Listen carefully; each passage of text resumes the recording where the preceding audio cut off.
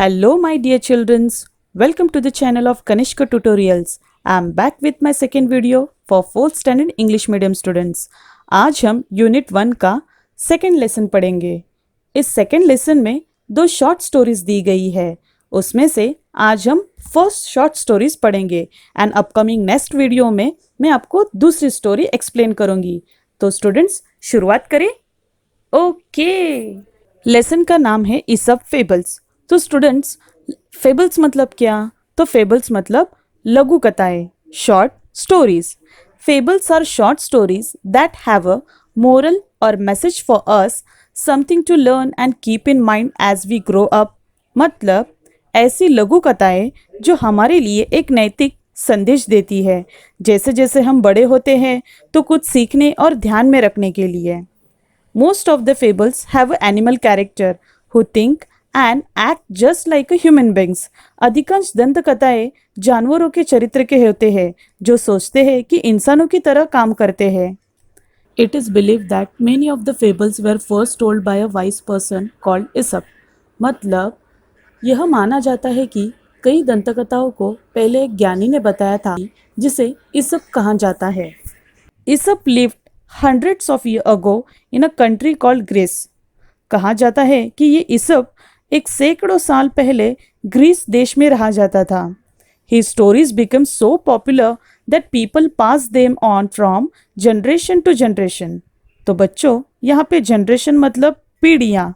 जैसे अपने पिता बच्चों को स्टोरी सुनाते हैं, बच्चे उनके बच्चों को स्टोरी सुनाते हैं, उनको कहा जाता है जनरेशन। तो उनकी कहानियाँ इतनी लोकप्रिय हो गई कि उनको दर पीढ़ी न पीढ़ी सुनाई जाती थी। Many proverbs and saying that we use today are based on these fables. Here are 2 fables are there. ऐसी जो कहावतें आज हम भी इसका उपयोग करते आ रहे हैं। स्टोरी का नाम है the Stag at the pool. अभी बच्चों, स्टैग मतलब क्या? स्टैग मतलब मेल डियर, पूल यानी तालाब। तो स्टूडेंट्स, आइए स्टोरी को शुरुआत करते हैं। हम लोग स्टोरी पढ़ते पढ़ते उसके डिफ़िकल्ट वर्ड्स भी फाइंड आउट करेंगे। नेक्स्ट मैं आपको एक्सप्लेन करूंगी। Okay. One day a beautiful stag came to a pool of a clear water. As he bent down to drink, he saw his own reflection in the water. Reflection means the image of something in a mirror or water. मतलब एक दिन एक सुंदर हरिन साफ पानी के पुल पे आया। जब वह पानी पीने के लिए नीचे झुका तो उसने अपना प्रतिबिंब या अपनी छाया पानी में देखी। He was delighted with what he saw. Delight means feeling or showing great pleasure. उसने जो देखा उससे वह बहुत खुश हो गया। Instead of drinking water, he kept looking at his own reflection. पानी पीने के बजाय वह अपने स्वयं के प्रतिबिंब को देखता रहा। How handsome I look, he said to himself. How beautiful are these curving antlers. Antler means horns grow on the head of a male deer that is a stag. Now move with the explanation. मैं कितना सुंदर दिखता हूँ, कितने सुंदर और घुमावदार है ये मेरे antlers. How they add to my beauty. How graceful they look. वह मेरी खूबसूरती को और बढ़ा रहे हैं। वे कितने सुंदर दिखते हैं। Then he moved nearer and saw his legs reflected in the pool.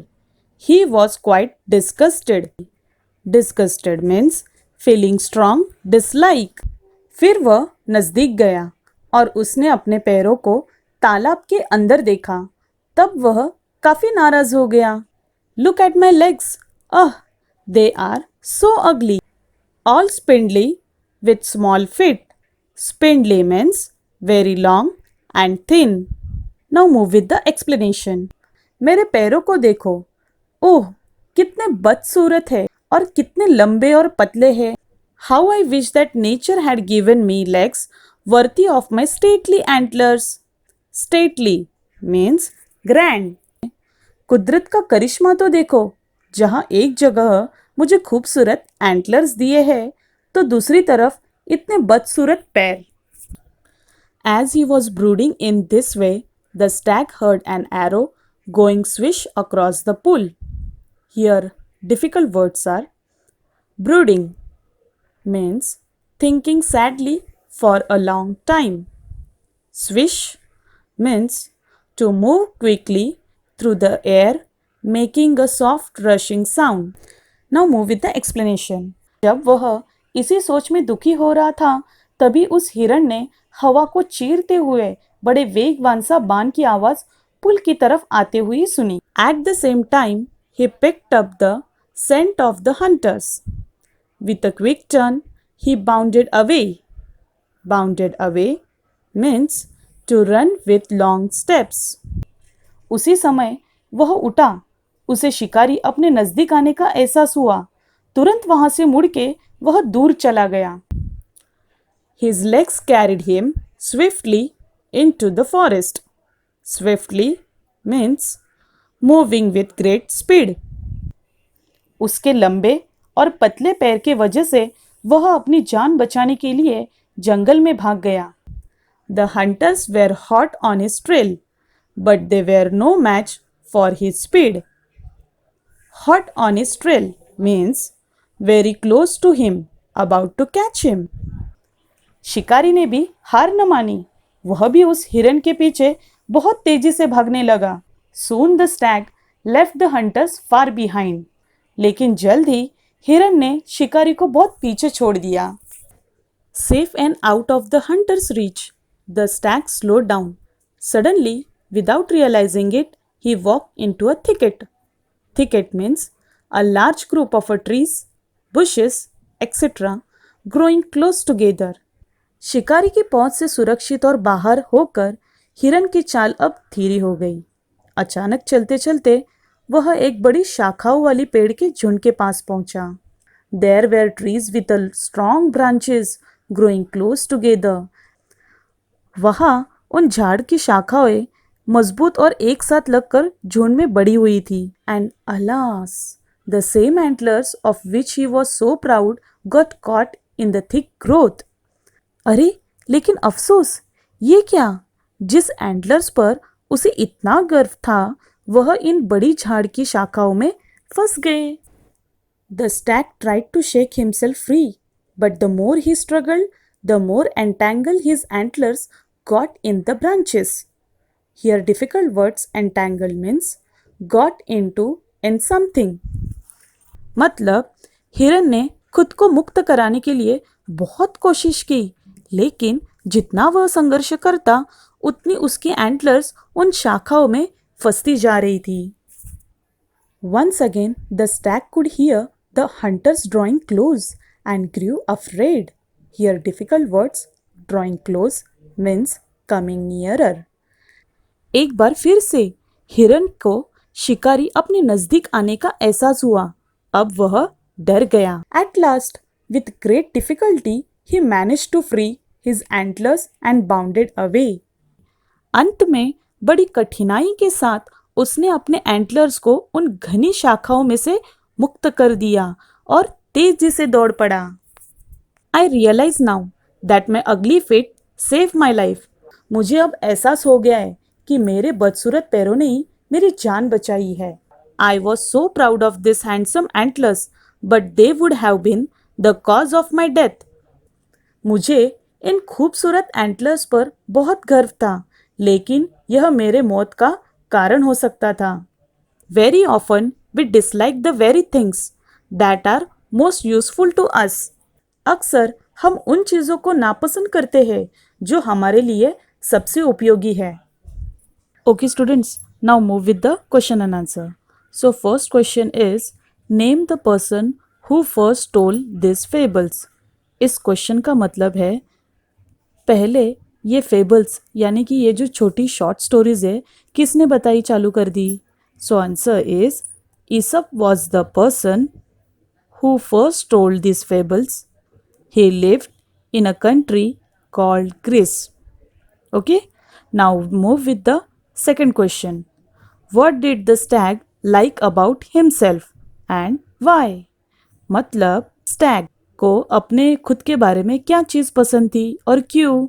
So answer is the stag liked his antlers because he felt they were beautiful, graceful, and stately to look at. Okay, students, now move with the next question. Third question. What was the stag unhappy with and why? इस question का मतलब ये है कि Stag किससे दुखी था और क्यों? तो answer is the stag was unhappy about his feet because he felt they were ugly. Okay, next question. Read aloud the following speeches from the lesson. First question. What the stag said when he saw his reflection? मतलब Stag ने जब अपनी छाया पानी के अंदर देखी तो क्या कहा? तो answer is how handsome I look. Next question. What the stag said at the end? मतलब आखिर में स्टैग ने खुद से क्या कहा? So answer is I realize now that my ugly feet save my life. Next question. Find the smaller words hidden in the following words. Reflection. So smaller words be like that. Reflect, in, on, it. Second question. Delighted. Then smaller words will be light, height, egg, diet, little. Okay. Now move with the further. Third one is graceful. So the smaller words be race. Okay. Next one is hunter. The smaller words be hunt, hen, and nut. Next fifth, thicket. The smaller words will be thick. Next, sixth one is growth. The smaller words will be grow. Seventh one is dislike. Smaller words will be is, like. Next, eighth, afternoon. Small words will be after and noon. Next, ninth one is firmly. Smaller words will be firm. Next, last, 10th, upset, and smaller words will be set and up. Next, move with the further question. Find out the synonyms for. First is a delighted. Delighted, happy. Second one, beautiful, pretty. Disgusted, awful. Bounded, leap. Okay. Now move with the next question. That is a fifth question. The stag saw his reflection in water. मतलब stag ने अपना reflection, अपनी छाया पानी के अंदर देखी. Name at least 3 things in which one may see a reflection. Answer is reflection can be seen in mirror, glass, and water. Next question is name 3 things that do not reflect anything. So answer is wood, wall, and paper do not reflect anything.